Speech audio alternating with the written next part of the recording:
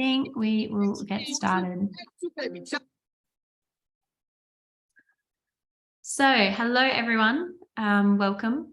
We are Wansik, Alyssa and David, and we are from 3 different Global Shapers hubs, but also working for 3 different climate tech VC funds, or VC funds that do have a focus on climate tech in some way, from Korea to the Netherlands to the US. So yeah, we're super looking forward to discussing that today.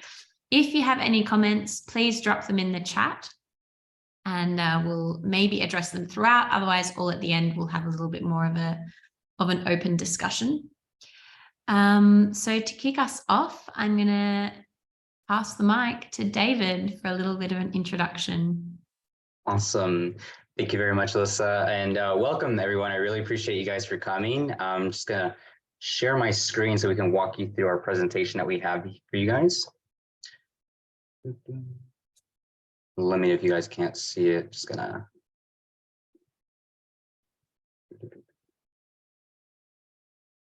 Very cool. Let's see.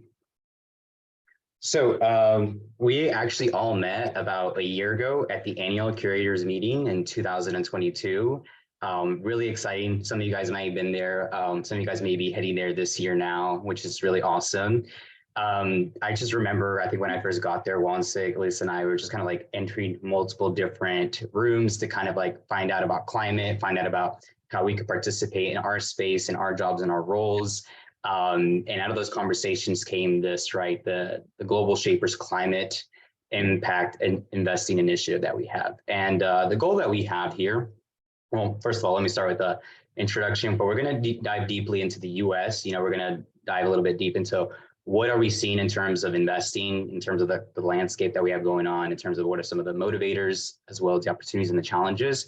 We're going to do the same thing with the Netherlands. Alyssa's going to probably give you a more holistic view of Europe, and Wansik's going to give you a little bit more about Asia and Korea. Then we're going to have a panel discussion like Alyssa said. So the goals of this community, right? It's the Global Shaper Network, or the World Economic Forum's network, is a massive one. But sometimes I feel like we were a little bit fragmented, like we were in that meeting and we just didn't know who to find. And even when we found each other, it was like, how else do we leverage this amazing community? So our goal with this right now is to, this step is to bring awareness in terms of what we're seeing in our climate funds and what we're investing, and see how we can leverage any of our expertise in the community, and if we can have any relationships further on. We're looking forward to having more of these webinars to get a little bit more specific into more industries, more technologies. So we actually very much look forward to hear from you guys. So it's very, very important that you guys comment and follow up with what Wansik and Alyssa are gonna. I don't want to spoil it, but you guys will see. So climate tech investing is really important. That's why we're all here. You guys can see a little bit of this. This is just kind of general before we dive into the US. You guys have seen that trend-wise, maybe not just what you guys are seeing, but as a whole world, you know, we need to push more to greener technology, better ways, more sustainability, and a lot of the markets following that way. So I'll start with the US. So my fund is Social Wealth Partners. Our fund's been around since 2001. We're actually an impact investing fund, and we invest in what we kind of have 3 tranches, right? Impact, climate, and health. Our thesis, it's pretty kind of succinct to this, right? We're really focused on value creation because we believe that if you create value for people, the alignment of revenue, the alignment of mission are on par, right? And it's really important how you capture that value. So for us, we're really operation heavy. So some of the key drivers in the US, it's no secret that the US isn't quite the #1 leading developing nation in the world compared to other places. As you can guys see here on the screen, right? We do have some initiatives in terms of our policy to kind of be a little bit more strict, but you might see it's a little bit behind some other people. We are trying to reach some of those goals by 2035, but we're trying to reduce it, or by 2030. Our real goal is actually by 2050, which personally, I think it's a lot further away. And I also think that the private market is going to be pushing a lot faster till then. But some of Biden's initiatives are probably some of the most, I would say, ambitious and most recent efforts in order to push this. What, in terms of the private market or what people are facing, aside from policy, you can see this a lot as in the last 2 years since the pandemic started, when the grid was being used a lot more. Even though we have transformed a lot more to electric cars, you know, we've seen a lot of other brands pop out outside of Tesla here in the US as well. The issue with that is that there's still a lot of infrastructure issues, right? We've seen this highlighted in California, and then we've also seen the highlighted power issues of being able to sustain this in Texas with some of the freezes and hot weathers that we have here sometimes. So there's a lot of key themes though, right? In terms of what we see in opportunities and challenges here, I think in general, there has been a lot more funds, accelerators, and grants that have been geared towards climate.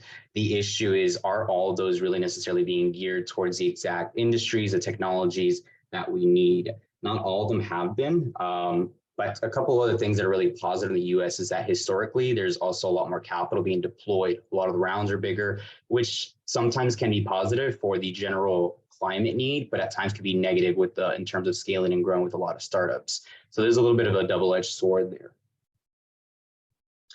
Some of the ventures that we're excited about that I think are a little bit more climate investing, since we are a little bit more general. One of the startups that I like is Sandgrove, which they're looking to offset manufacturing waste and consumer goods by 33%.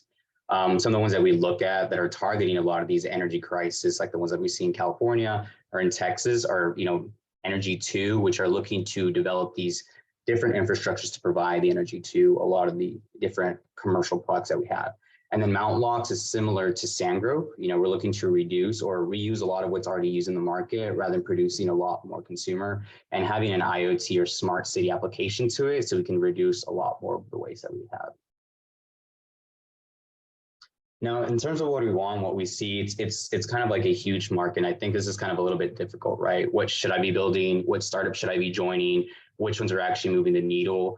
And that kind of makes it a little bit difficult, right? It's really different. I think this conversation opens it up into what does the globe need in terms of really being focused? What is venture capital looking at? And what are we seeing in the market? And sometimes if those don't align, it kind of causes a lot of difficulties, which might cause a lot of delay. And necessarily what we need to do is start aligning these a little bit more. So this is kind of what we want in terms of our fund, and some of the US is really focused on. I will say that a lot of our trends don't really escape the Silicon Valley trend. So there has been a lot of deep tech, a lot of AI. We are focusing a lot of carbon credit in terms of like the US. My fund isn't specifically, but micromobility and hydrogen are. Unfortunately, again, going back to what we see from founders, what we see a lot in the market, though, is a lot more of these impact measurements, impact certification, a lot more of side streams, micromobility, green products, agriculture, which I think is really good. And I think that's something that a lot of people should be focusing a lot more, and enabling technologies, which can vary a lot. Sometimes it's very, very positive and it can actually, like Sandgrove. Other ones, though, unfortunately kind of create more headaches, and it kind of opens a whole other can of worms. And so before we go, into Netherlands and Europe, I want to see if anyone had any questions, or Alyssa or wants, if you guys had any. Yeah, cool stuff, David. I think it's also really interesting how Silicon Valley influences themes in the US, because I think to an extent it influences themes globally as well, or certainly in Europe. We hear a lot of tech trends from Silicon Valley and more generally the US. I guess what I'd love to know from you is, like, what is the one technology or the one vertical that you believe has the most impact in terms of climate going forward? So personally, I like that question actually, because I feel like that's not something that my fund is working on, or necessarily the US market. What we've seen a lot in research, and this kind of might break into some of the funds that I think are breaking more into it, is like a lot more material science. We're looking at huge things like green concrete, green materials, but the issue with why, and I think this is the discussion where it's important to like really focus on the network and really focus on what else we can do, because we kind of have this discussion at the ACM, right? Is venture capital necessarily the best vehicle for this? Because when we look at those material sciences, we've had to reject a lot of them. It doesn't matter if they have great, amazing, recommendations from universities, they have good pilots. A lot of these times at these hard tech or these hardware type of ventures, when they're raising their seed or early stage round, a lot of times to kind of like finalize or kind of create their MVP, which is great. And that's honestly a necessary step. But in terms of our perspective from an investor, we're always just trying to invest in something that is on target, but at the same time, we can't abandon like the return on investment, right? So when we invest in these spaces that are more material science, we do have to wait realistically 1 or 2 years before it hits the market. In contrast, other different ventures, like some of these alternative or prevention ones that could reduce waste, like Sandgrove Energy 2, they're already hitting the market. So when we invest in those first 2 years, we can already start seeing growth in our equity. We can already start seeing return on investment. And simply for that matter, just logically, it just makes more sense that people are going to keep putting dollars into what's going to make them more money, right? So without going too much into it, because I feel like some of you guys might dip into it, it's just like, I think there does need to be a sort of combination or quasi sort of fund model where there's more support. I think there's some really great funds that are doing that. Our fund is also trying to actively kind of adjust to where we're not just putting out capitals and having really high set standards and metrics in terms of what we look at, but actually having more of a relationship in terms of like, all right, if we can partner you up or help foster you, help you grow into partnerships that are going to help you with your revenue, into your customer base that's going to help you adopt very easily. And we do this for either, some of our ventures that are going into outside the US or internationally, or likewise, companies that are outside the US, we also invest in them if they're interested in the US and breaking into it. If we can form those relationships, I mean, for like Mount Locks, for example, the ones that they were really trying to like blow up. So we connected them with Airbnb, and Airbnb was looking for a new revenue model, right? And they were like, we have a lot of products that are kind of wasted. We don't know if we should kind of go and create this new sort of enterprise. And so we had this collaboration, like, why don't we kind of just use what the market is going, make the locals a little bit more richer, and not waste a little bit more. So I think having those type of environments where there's a lot more collaboration and focusing on value is what we need a little bit more. And unfortunately, I'm not quite sure if, the US is there or even necessarily our fund is there in terms of executing that concept. Yeah, interesting. Hey, Wonsik, is there anything that really struck you in that, or any key reflections you have so far? I was just wondering one thing about, David, you mentioned about the climate space also doesn't differ much from the Silicon Valley trends, but I guess like the term blitzscaling, for example, it's more easily applied to software, but the climate tech is more like infrastructure-based business model, so it should be slightly different between the Silicon, like the traditional Silicon Valley model and the climate tech in US. So do you see any difference between two? There definitely should be. I agree with you. And my comment with that was that unfortunately, like a lot of people's instincts, right? And I think that's kind of where investors should reflect and look at what is it that these ventures need from them in order to focus and grow. I believe that this is going to be the next focus, the next industry that we're really going to zero in on. And because of that, I think there needs to be a lot more dedication in terms of how we can support. You can't just copy and paste and translate, which a lot of people I feel like are doing it, right? It's like, hey, well, right now AI is really buzzing. Let me just somehow apply it to climate, but still try to kind of like get from that model, which in my opinion isn't really going to help or is going to move the wheels. So you're right, there should be a much different approach. I think funds like Breakthrough that are created by, I'm kind of blanking out, by Bill, right?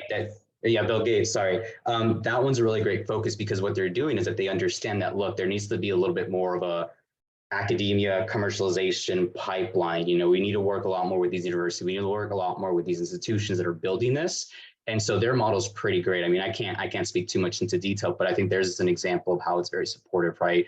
They work with the universities. They have like a university fund and they start investing at a very early stage. They're very involved with equity and they help them grow at every stage to the point where they're kind of like at that now MVP to market stage where we'd like them to be, where most traditional funds want them to be. And at that point, they have those customers. But Breakthrough is there from the very beginning. They're supportive, where a lot of times I think a lot of these inventors or innovators are already just kind of out in the space, kind of have to figure it out on their own until they have something very, very valuable for these investors, where it's kind of like it's very easy for them to be like, okay, this is very low risk, I should invest in it. And I think if investors wants to be a little bit more, contribute to this space and actually be a little bit more of a driver, they need to drive a little bit more than with just their capital. They need to drive a lot more with finding out how they can add values before it's really convenient for them. But so yeah, I appreciate you bringing that up, Wonsik, because I do think there needs to be a bigger shift to what Breakthrough is doing versus just like, are we going to invest in the next like ChatGPT combination of impact metric models, right? Which there's a lot of, unfortunately. So we need to focus on some other areas. Thank you. Yeah, I think if you ask any climate tech investor, I think they would say that things take longer than they ever expected as well. Yeah, I think that's true that's of any right. investor, but especially in climate tech, the road has a few more challenges and a few more valleys of death, so to say. So it's a 1000%. hard road to market. Hey, we have a few other questions, but I will actually answer almost all of them in my presentation. So I might continue. David, I might take the screen sharing on over from you as well. Thank you. And then I think one of the questions that was more related to you can only manage what you measure, I think we'll discuss at the end, because I think that's going to be a bit of a can of worms for us. So climate tech in the Netherlands and Europe. First of all, I'm from a fairly interesting climate tech VC. It's called ICOS Capital. And what is interesting about ICOS, firstly, is that within climate tech, we have a specific focus on food tech, carbon tech, and chemicals and materials. So sustainable bio-based chemicals or bioplastics, things like that tie into that, chemicals and materials. But what's really unique about us is that we have a collaborative venturing model. So we invite a consortium of 3 to 5 corporates to be very active in the fund. And that's right through from deal flow stage all the way through to supporting the companies. So it's this kind of ecosystem approach where we say like, hey, what are your biggest innovation challenges from Bühler is one of the biggest food processing equipment companies in the world. Nouryon is a spin-off from AkzoNobel, one of the biggest specialty chemical companies in the world. And Kosan was a sugar beet producer, but also now in many products in food. So we can address their key sustainability and key innovation challenges with our portfolio, and the portfolio really benefit from the specific expertise that those companies bring as well. So I'm in the Netherlands, and maybe you think of the Netherlands as looking like this, or maybe this. But in reality, it looks a lot like this, and this, and this. The Netherlands, this tiny little country, is the second largest producer of food in the world, second to the US. And like, look at the size of it, right? So food, of course, is a big topic here, as well as, in addition to that, we also have the University of Wageningen, which is the Center for the World Food Programme and also a very big food and ag university. So I think you can imagine I will be discussing some of the key areas of food here. As well as we have the Port of Rotterdam, which is the largest port of Europe and the 3rd largest in the world. They've really created a fully automated port. So we see a lot of that kind of technology or that thinking flowing through to climate tech as well. And the Port of Rotterdam wants to be the hydrogen hub of the world. We also have a few big corporates here: Unilever, Shell, DSM, and AkzoNobel. So looking at food, energy, nutrients, ingredients, and chemicals. And I think they drive a lot of innovation locally here too. Within Europe, we have this thing called the EU. It's an awesome driver of policy and regulation. For example, I've dropped 2 here below, but there's discussions of banning the use of calling something carbon neutral if it's achieved carbon neutral through the use of carbon credits, which I think is a really impressive action against greenwashing.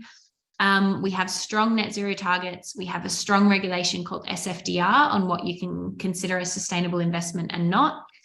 And within Europe, we also have a really collaborative nature. I mentioned this in my fund, but also there's collaboration across startups, across industries, across corporates, between corporates and startups, and we see a lot of that.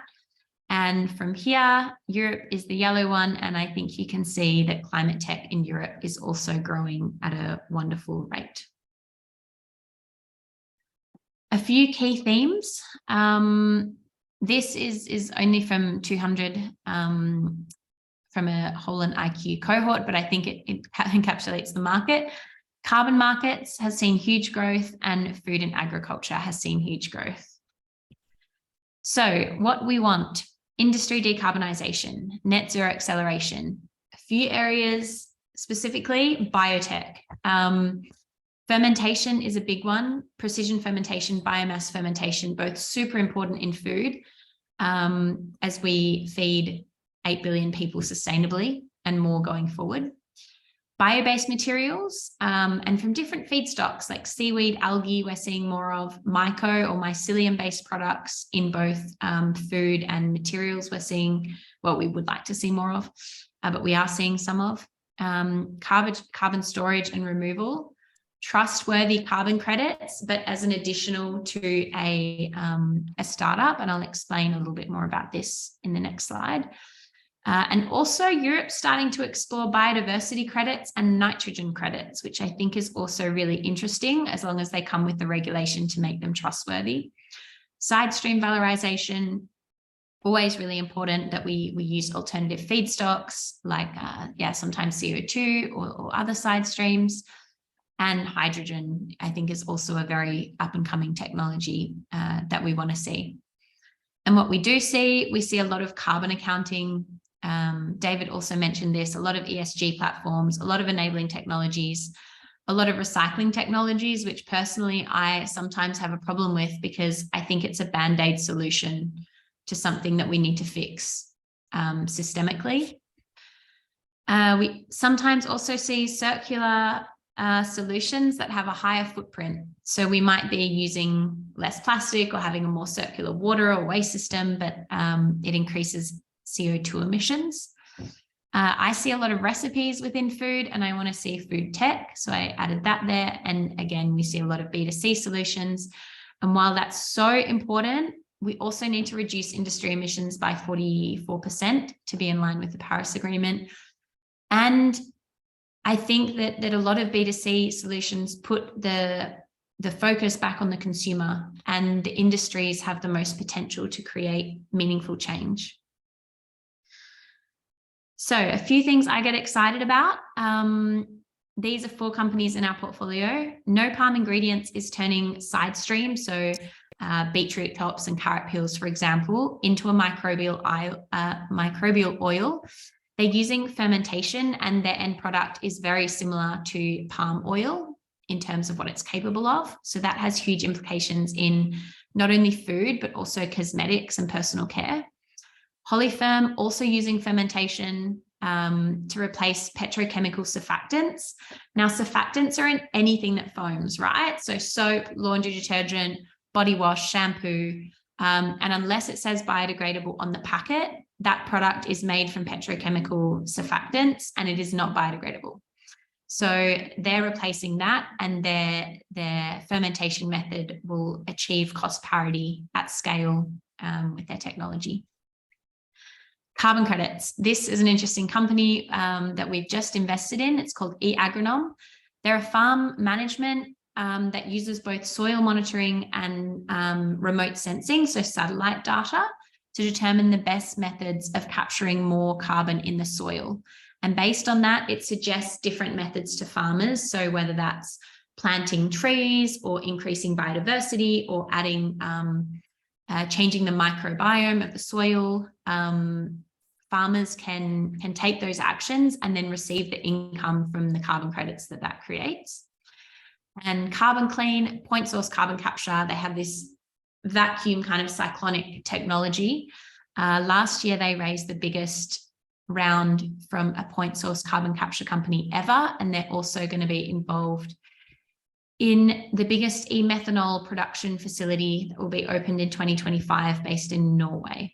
So I think you can see a little bit more of what we're working on in Europe. Okay, that's it for me. David and Wonsik, do you see any similarities, any key differences?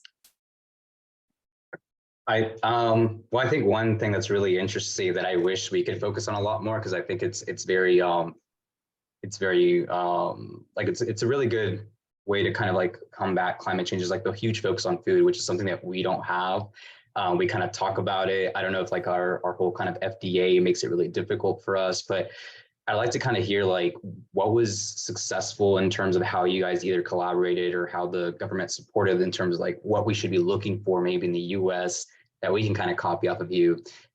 Because just simply like investing in food companies and food ventures, I have seen so many that I think are amazing, but just for the fact that like our fund or a lot of our co-investors are kind of like fearful that that's not where everyone's going, that they'll kind of be like left without the next round being invested in. And I just really like how you guys are putting a lot more attention, and with you guys being like basically the food capital of the world, would like to see what you guys, how you guys have had success implementing that. Yeah, I think a lot of our success has come from win-win collaborations. So the company No Palm Ingredients that I mentioned, they have been doing a pilot with the sugar beet producer that's an LP in our fund, solving a side stream issue for them, that they can, figure out different ways of what comes in and out in their factories.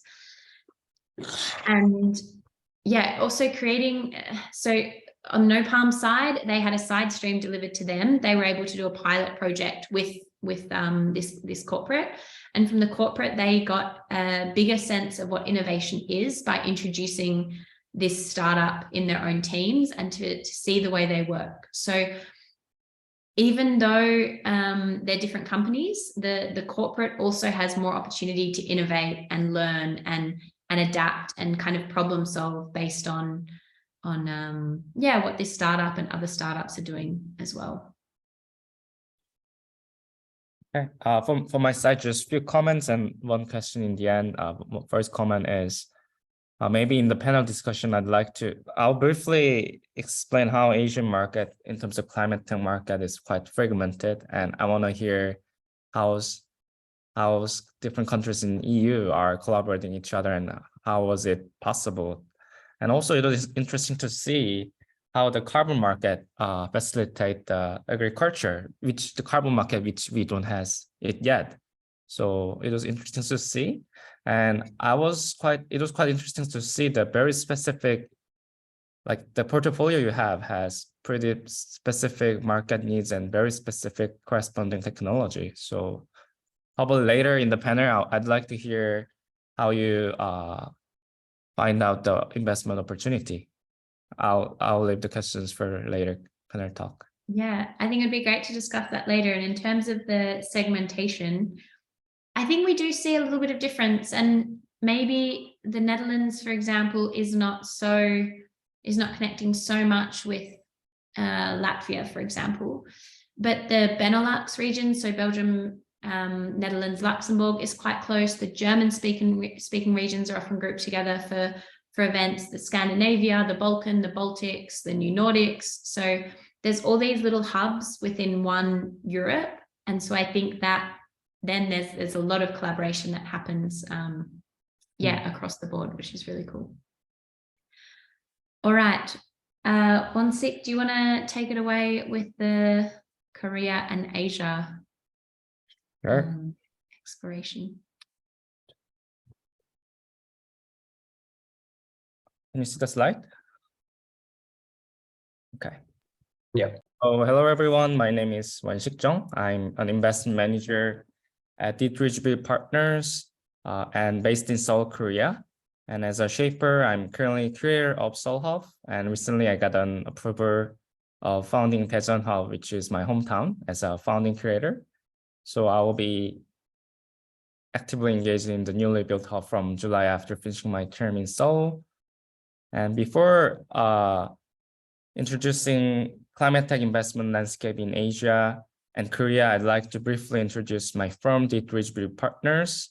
We are the very first impact VC in Korea, and our AUM is around $100 million, which is small compared to major venture capitals in Korea, but still it's one of the biggest among the impact VC in Korea.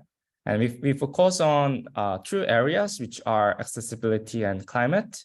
And what we mean by accessibility is it includes accessibility to healthcare, education, and other social infrastructures, such as finance, housing, and infrastructure for disabled people.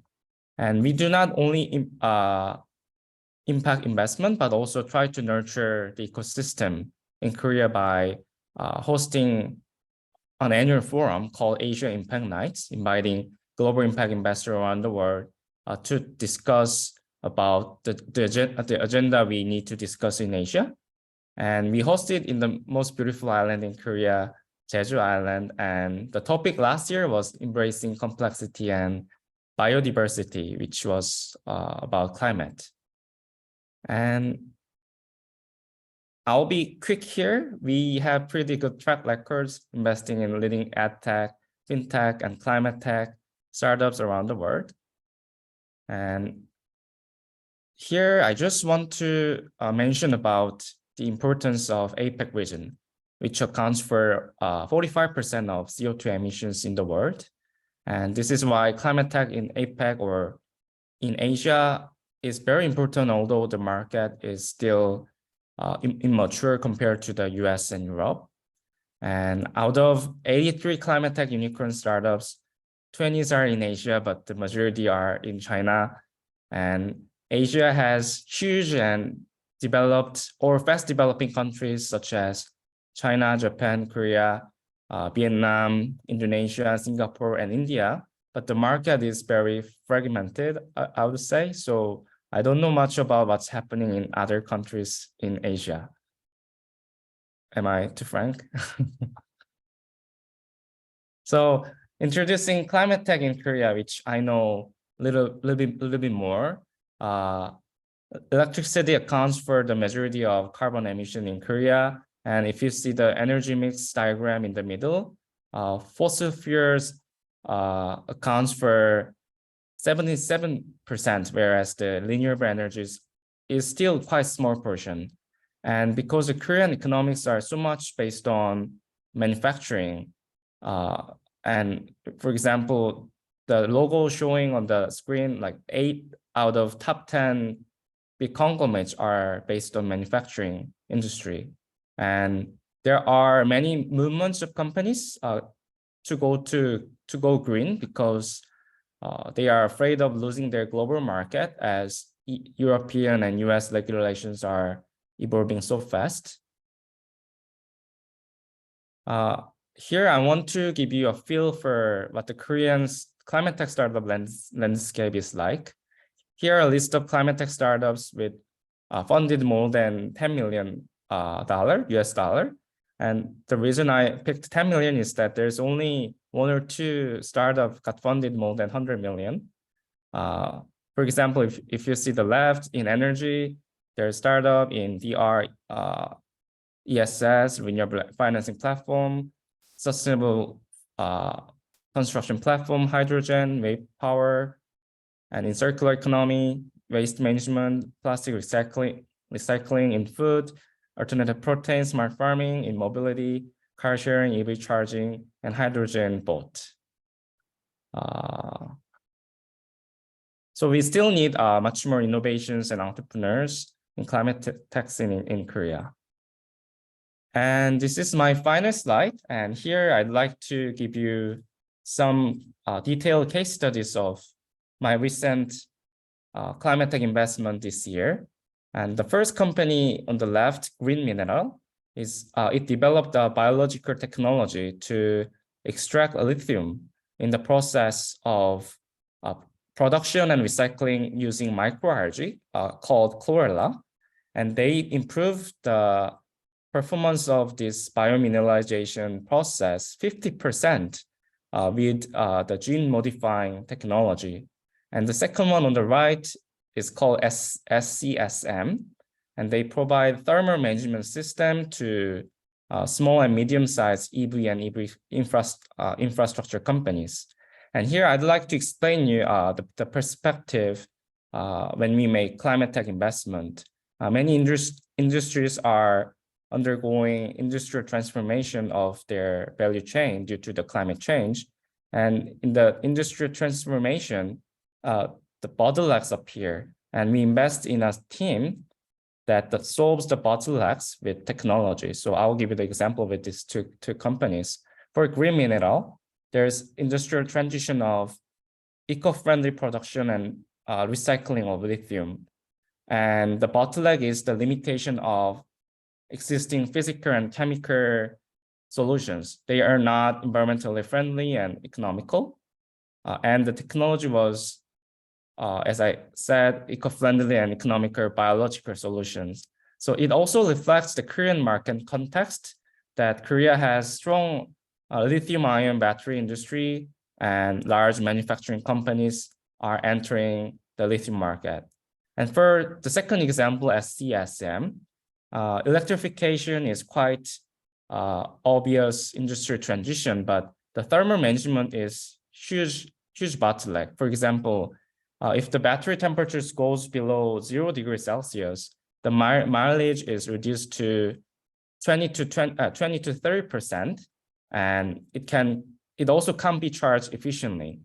And if the temperature goes up like 40 degrees Celsius, it can be burst. So, and another interesting bottleneck is about the supply chain. The existing supply chain can supply the solution to small and medium-sized EV and EV infrastructure company because their focus has been supplying parts, not systems, to large car manufacturing companies, only to large car manufacturing companies only. So the production process is all aligned there to large car manufacturing company, not small EV and EV infrastructure company. And it also reflects the Korean market context that Korea has quite strong car manufacturing industry and also has a leading thermal management component company. So yeah, I hope these two case studies give you some understanding of background in Korean climate tech market. And I hope it was helpful to understand the climate tech market in Korea. Wow, Thanks so much, really Won-sik. cool. Yeah, especially this lithium company. I think a lot of people don't realize that the sustainability transition will require an increase in mining, especially these materials like lithium. So to be able to extract it and recycle it is so helpful, especially given our inability to effectively and efficiently recycle batteries up to this point as well. So yeah, That's right. Exciting stuff coming from Korea. Yeah, and one more thing I want to mention is the microalgae also capture carbon while they grow, and while they also do the biomineralizations. So it has 3 different impacts: securing lithium, plus facilitating eco-friendly production and recycling, and plus carbon neutralization in the end, which is pretty Yeah, it's really cool. And there's definitely like a lot of similarities immediately with the car, like industry aspect, like everything you were saying is kind of like definitely echoes here. Right. It's like a huge pain, even though like we decided to go that way, which is green. It's like all these growing pains about like how to get the energy and stuff out there. So, I mean, I'm really curious as to where you guys are kind of really focusing your lead sourcing on these deals, because I know that's where we're going to have to focus a lot too as well. So your question is, how did I find the opportunity? I mean, in general, like where are you guys looking for in order to satisfy like your LPs or these car manufacturers that are looking to like, hey, we have to focus not only on kind of like the battery aspect of it, but getting the energy there, making sure that there's the thermal and controlling it there. You know, it kind of really echoes like a lot of the same issues that you would have to deal with energy when we have here, like just raw energy. We have to store it, we have to transport it, we have to make sure it's safe, we have to make sure there's enough people whenever there's like high demand power. And it seems to be really similar issues in in the automotive industry. And so like, I just feel like there's a lot of interest, a lot of opportunities, and I'm curious to see where you're really zeroing in Korea, because I think if you guys are really focused, I think it's only a matter of time before, you know, we're going to start seeing them in the US, and it'd be great to know a little bit beforehand. Yeah, I think one thing I need to mention in impact investment or climate tech investment in Korea is that it's very hard to mobilize private capital in Korea. So Mm. majority are coming from public, and our challenge is to bring more capital from conglomerates, like private capital, but mainly from conglomerates. And so every time we try to make relationship with them, and the reason why we start to look at lithium market is that last year we talked a lot with POSCO, one of the biggest lithium manufacturing company, and LG, one of the biggest lithium ion battery management company, and we start to sense that their needs is around there, like in lithium. So that's how we start to have focus on lithium. But I kind of described that we do very good top-down approach. Like we look at the industry and we found the bottlenecks, but honestly, we don't do like that, because in Korea, I think we do more bottom-up approach. In Korea, there's not much climate entrepreneurs. So in terms of deal sourcing channel, if I cover, for example, 5 major early stage tech-based accelerator, then I think I can pretty much sense every deals in climate tech. So I described it as I did more top-down approach, but Yeah. it was actually bottom-up approach, if I honestly say. Wow. It's pretty I interesting, don't think actually. if I covered 5 accelerators, I would be seeing the whole market in Europe. Because But, I think it's because Korea is still relatively very small market. yeah, Yeah. of course. No, for me, it's like getting all the US market, that's a little bit difficult. I'm not gonna lie. Like, so we kind of zero in just like what is Austin, what is Silicon Valley, maybe New York, and maybe Miami. But I feel like just Florida in general has like a lot of climate initiatives and focus there as well. But it's kind of interesting how you guys kind of like each amass in each different area. For me, it's like definitely have to be partnerships, trying to find all like the climate groups, the climate accelerators, climate university and programs. So very cool. And I think for us, if we look at deal flow, it comes from many places. But if we look at the actual portfolio, 90% probably came via. So through people we know, like university professors and experts in the industry that pick up on these technologies fairly early. And yeah, this is always the thing with climate investing. Like sometimes you find a company and you invest half a year or a few months later, and sometimes you find a company and you invest 3 years later. So it always is a little bit of time. Hey, I just want to touch on one question that hasn't been answered. And speaking of which, if you have any questions, type them in the chat and we'll try to get to them. But Beatrice brought up that companies can only manage what they measure. There are a lack of ways to measure carbon and other airborne emissions, although regulation is getting tighter. And is that a trend you see with regulation across the US as well? So I think David and I have had a chat about this at length previously. And I think what we both see is emissions are being monitored, certainly from ACER and NASA and all of these organizations that have satellites roaming around above us. There is a lot of carbon that's being measured. There's a lot of methane being measured, and there's the starts of nitrous oxide, and the NH2, I believe it is, that's also from agriculture being measured. But in a lot of the monitoring tools, we're seeing a lot of that being more based on benchmarks and understanding a company's emissions. And a lot of the innovations are taking existing technology and applying it to, say, the agriculture sector or the construction sector or whatever sector it is, which is needed. Or some are targeting like small companies and medium companies. But for how much we need these technologies, I think we have 7 times more innovations on the market addressing this. Like I think I get an email from a carbon monitoring software platform minimum 5 times a week. So it's not that those technologies aren't needed, but there's like an abundance of them in an environment where I don't think I see that there's too many for them all to be successful. Yeah. And to add on to that, I mean, I 100%, because like I think they need to be like how you brought up, like how it's being introduced into other places. It's a lot better, right? Like like I've seen a lot of kind of like buildings that they're focusing on how do they build that, a lot of the material, because what is it? It's just like here in the US, I mean, even before that, our energy, because I used to be actually, before Inventure, I actually used to be corporate and energy, right? And a lot of those credits were kind of just bought and sold. So I'm really, really glad to hear that in Europe, they're just kind of like, hey, you can't reach like net neutrality just by kind of buying these carbon credits. And I think that's why there's this huge focus on like, let's see how it's actually applied and how many emissions we waste, or how much emissions we're kind of using in the space. So I'd like to see a lot more of a pivot of that, of kind of focusing away from it. But I mean, other than that, in general, like the market will itself kind of like show you like, that's right. I'm also seeing so many of these. So when I say that we don't, yeah, there's just too many of them. I think there's already something existing, and we need to focus on those other issues where we really need to zero in on how they're being applied. And hopefully, everyone can kind of change a little bit, and hopefully we kind of accept also that no net neutrality unless you're actually doing it rather than just buying your credits.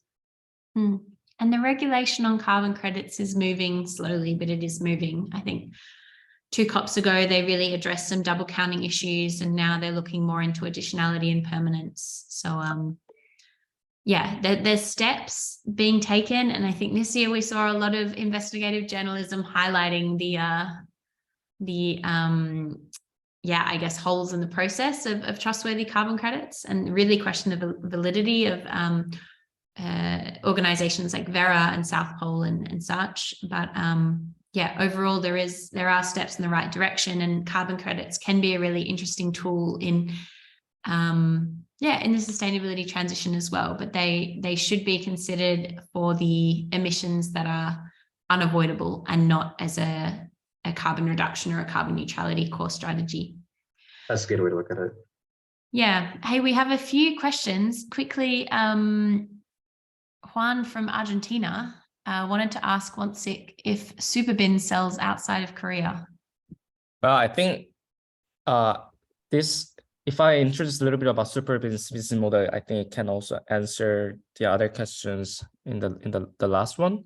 So quick answer is that I don't think so. They only focus on Korea now, but their business model is pretty interesting. They're one of most famous representative circular economy startup in Korea. And how they started, now they completed full value chain of recycling plastic. And how they started is that they started with a vending machine look-like machine that automatically sends recyclable plastic, and they sell this vending machine to B2G, and they also give rewards to citizens when they put good quality recyclable plastic. And they sold so many vending machines to B2G, and then they, because of the incentives, rewards, like the citizens, they too much put good quality recyclable plastic there, so that they need a system of automized logistics. That was their second value chain they created. They set up a logistics system that take away the stacked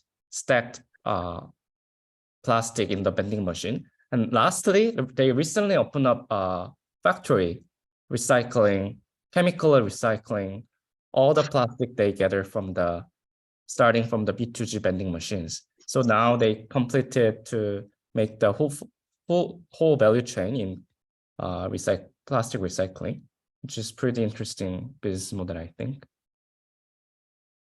Yeah, and while we're on the topic of plastic recycling, someone's picked up on my provocative statement that I think it's a bit of a band-aid solution to bigger problems.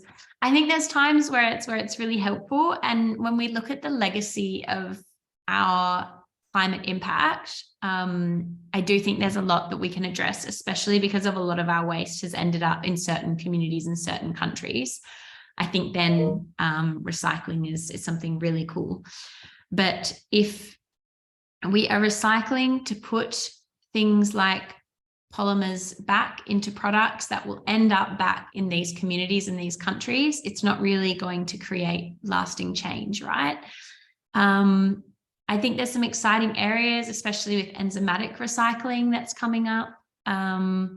And also within textiles, there's a few interesting technologies to create more circular textiles from cotton recycling and such. But I think the biggest areas I have an issue with is plastics. And if plastics are going from a water bottle to a piece of clothing, for example, regardless of whether that water bottle would have ended up in the ocean or breaking up into smaller pieces of microplastics. If we create leggings or a t-shirt made out of recycled microplastics, we are still releasing microplastics every time we wear it or wash it. Plus, it's probably going to end up in the ocean or in the environment anyway. So there are some really difficult ways of recycling, and also recycling can have a larger CO2 footprint. So it's a really complex issue, right? But I think ultimately we need to reconsider where our clothes and our packaging and the products we use every day are coming from and what their end of life is. And I think there's more corporations that can take responsibility for end of life products as part of their journey of what they do. So I do see how it's easy to disagree with me on this, but I think there's certain sectors and certain verticals where recycling is absolutely necessary and needed. Textiles is probably one, battery recycling is definitely one. But I think plastics is, it's a tricky one because I don't think it's addressing the core problem.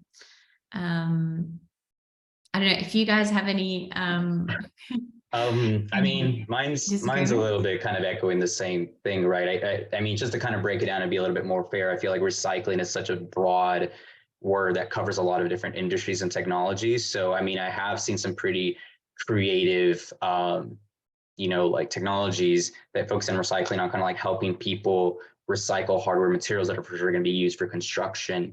And that's really good, right? But I definitely agree a little bit more with like if we're going to kind of repurpose some already materials that we already know are not good in general, or even I think with what you said a little bit earlier, Lisa, about like, it's definitely good, right? But leaving the responsibility on consumer, like versus being able to focus on the industry. I mean, we're just going to get a little banger for a buck in terms of like, hey, let's focus our time, resources, and energy and focus on Nike not producing X amount versus kind of having a small community saying, hey, you guys should shop here.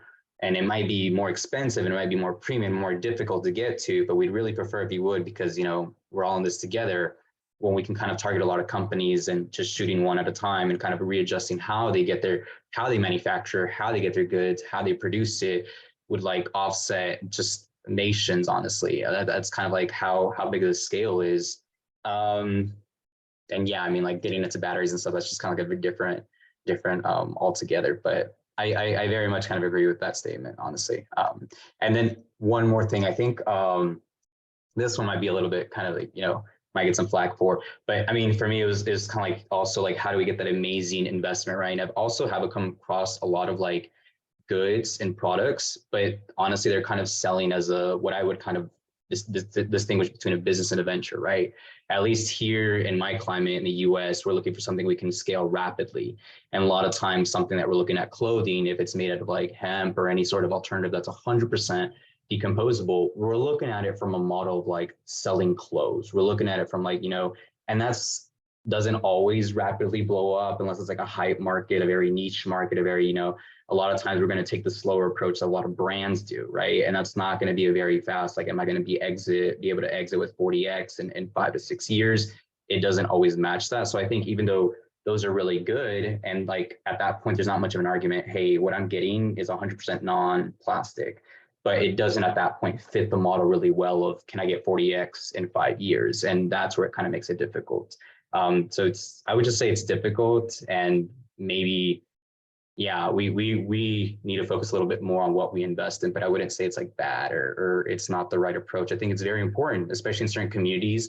Like they're a lot different. There's certain communities where we do kind of like dump a lot of our waste, and at that point we need to do anything to just kind of get rid of it. A lot of the communities like a lot of my hometown, right? It's like, you just got to make use of what's there and get rid of it. We don't necessarily have the time to decompose it, send it else somewhere. So I do feel like you have to right size certain solutions based on what your local needs. But if I was speaking on a larger, broader aspect, I think the responsibilities of those who have the larger check sizes should be investing in trying to pivot those industries and manufacturers more.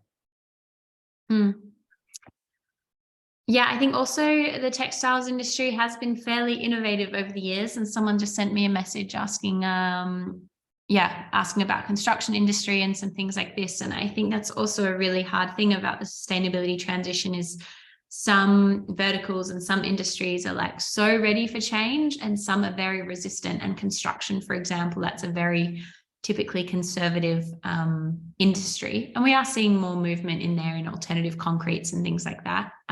That's right. There's even a VC based in Amsterdam called Compass, spelt with a K, and they're exclusively focused on built environment. So there's more focus coming through from the VC perspective as well. Keeping an eye on time, I think it might be good for us to give any last remarks. I think I am very interested in how similar, but also how different it is across the world. With the US, I see some key similarities in terms of what we're interested in, but a lot of key differences in terms of execution, where I see that the US kind of put more eggs in one basket to accelerate it. We see a little bit more of collaboration and a bit, maybe not so much of a conservative, but in terms of risk, more of a conservative approach, but more of an innovative approach by encouraging collaboration within Europe. And I think that's interesting. And also how Europe is so connected compared to the Asia region, as Wonsik said. What have both of you kind of taken away from today? I mean, I would kind of describe it like that, right? Like, I feel like the symptoms of like what you said is kind of like the way I've seen it is like very collective versus individualistic.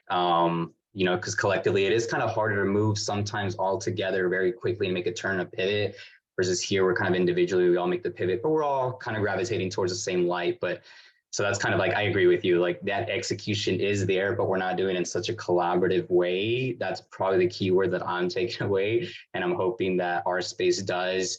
There's only so much I can do in all of the US, but that's certainly a huge approach and why I like my fund. It's like, how do we collaborate?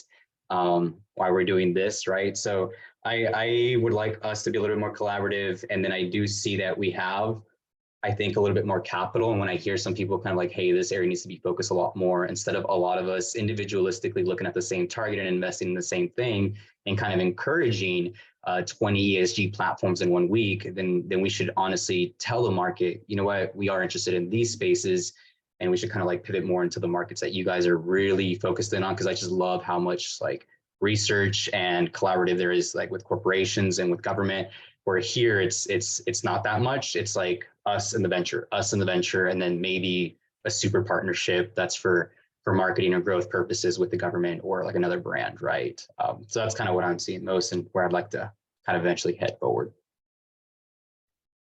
Well, to me, after hearing from Europe and US, the collaboration mindset, the lack of exchange in APEC regions is quite disappointing thing to me. And of course, it would be nice to exchange technology and grow the market together, but this is not going well. But one thing that comes to my mind is that maybe a good impact fund can be a solution to make exchange between like among APAC. For example, last year I met EIF, European Investment Fund, and we discussed investing in Europe by leveraging the large Korean manufacturing conglomerates as an LP, and also getting some funds from EIF and connecting the Korean big conglomerates and European markets somehow. Maybe we can do the similar approach in APEC region. So that, like, after hearing all from collaboration things, it rings my bell. We've had some Asian-based corporates interested in our fund as well. So I think there's definitely a need for that. And yeah, a really great opportunity to collaborate. And it's nice that this idea of collaboration is kind of central to what's happening. I think we all see it as crucial in a lot of our sustainability transitions, whether that be energy or circular or bio-based or or any industry. Well, thank you all. We will be sharing the recording to all of your emails, which I believe we have through Eventbrite, and also on a YouTube channel, which we'll create. But yeah, I'll pass over to Wansik. This is very important stuff from now. So yeah, thanks again for being with us today, and many of you might still very curious what this community, GS Climate Tech Investor Community, will be like. And honestly, we don't have very clear answer yet.